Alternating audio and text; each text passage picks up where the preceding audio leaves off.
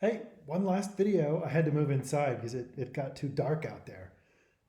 This one wasn't too bad, and so you could maybe add some specificity to it. Again, I'm in the advanced search of the library catalog, but this is where we get into the value of librarians and librarians of Congress and things like that.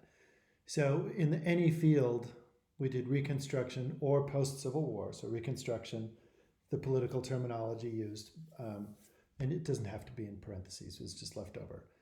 But then when we want to look at plantations specifically, plantations are such a big phenomenon that they have their own kind of like, for lack of a better word, they have their own aura about them. Of they that's like if you have a plantation, it's directly related to farming. It's directly related to the South. It's directly related to southern states, slaveholding states.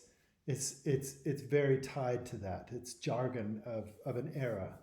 So I did the star because it's plantation or plantations. But since it's such a known term and it's such a heavy, well-defined term, that if you go to subject is kind of like the official keywords, but in books, they're like even more official. They've got like these thick books of like what can be a subject. And so since it's a really loaded term and we know everything going on with that, you can then go in and reliably find a bunch of great stuff on post-Civil War stuff and Reconstruction. So there's like, there's like 1,300. So you get to wend your way through these. But if you were looking for articles, there's some book chapters.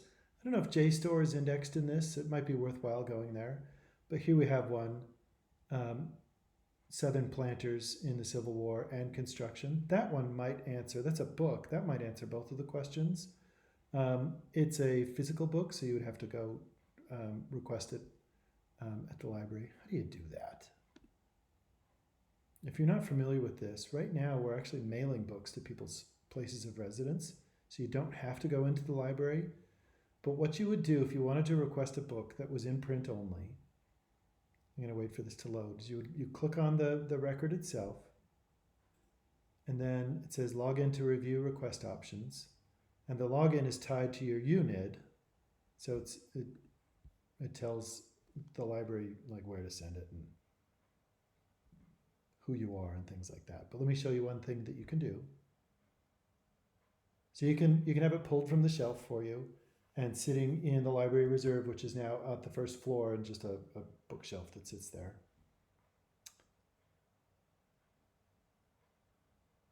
Or, so I'm waiting for this to load, or you can, this right here where it says request book chapter, that goes to Interlibrary Loan and they will scan that one chapter and send it to you. Any more than that, and it breaks copyright, so you'd have to like grab the whole thing. But if you do request,